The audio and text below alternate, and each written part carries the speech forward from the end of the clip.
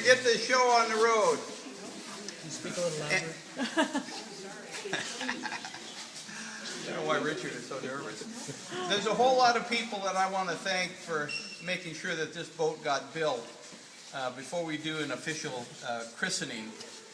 Unfortunately, the weather didn't cooperate, but if there's anybody really eager enough, Biscuit Girl would like to go out and get rowed. She certainly could. But I want to thank Ron Mueller, the designer for the Mary C, for designing such a great boat. I want to thank Robin and Sue for proving that his design is seaworthy and can do what it was designed to do. Oscar and Carol Lynn, my neighbors, who aren't here today, who graciously loaned me their boat shop to build this boat. I'm not sure this boat would have gotten built without a boat shop. Steve Chapin is here somewhere. Steve. Too much information. Too much information. Steve put on the worm shoe, the brass rub rail on the bottom. He provided wood for the substructure underneath the decks. There he is. Steve, we're talking about you.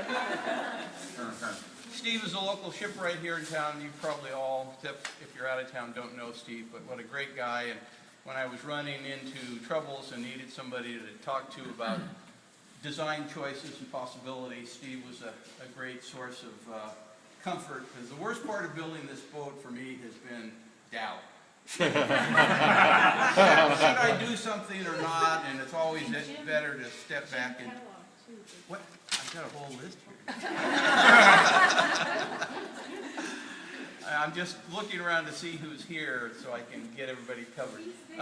Jim Kellogg provided tools when I needed tools.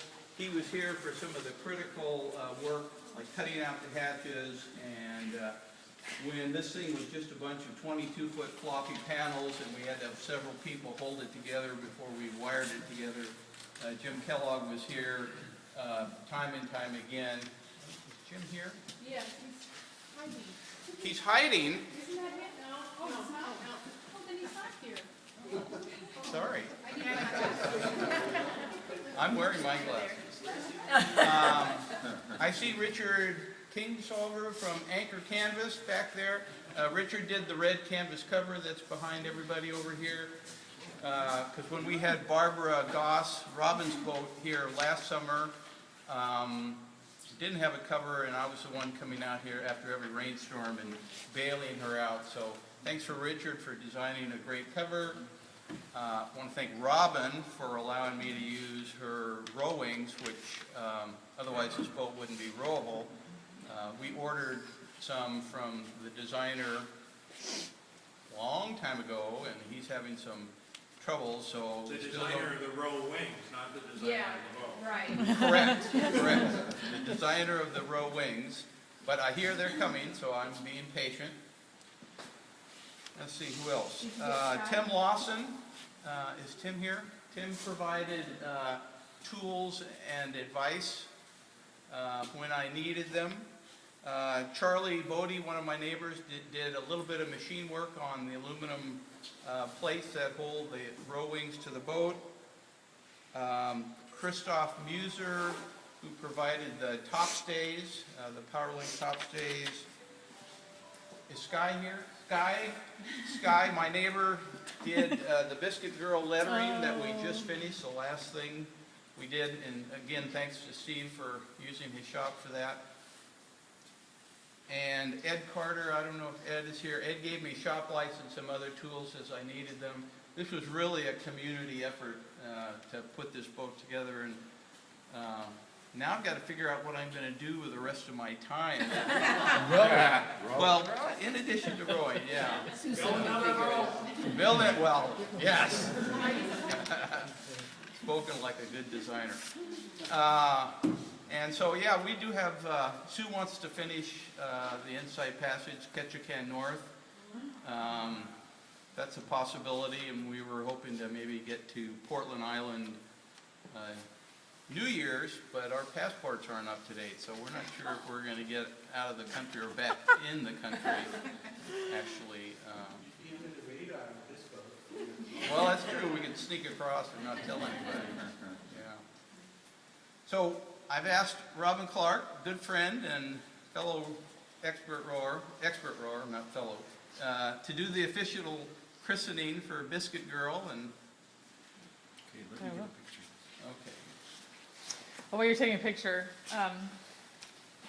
going to Portland Island is, I don't know if the story's been around, but on our way home from a trip last year, Richard was with us, and we came across to check in at customs, and I foolishly said, hey, the customs office not open, let's go up in Roach Harbor and get a cup of coffee. And we came back down, we were told that we were a threat to the United States of America, and that they threatened to throw us in jail. So Richard's very wise, because he's a marked man now, because he got a cup of coffee before the office opened. Yeah. All right. I thought you were a threat.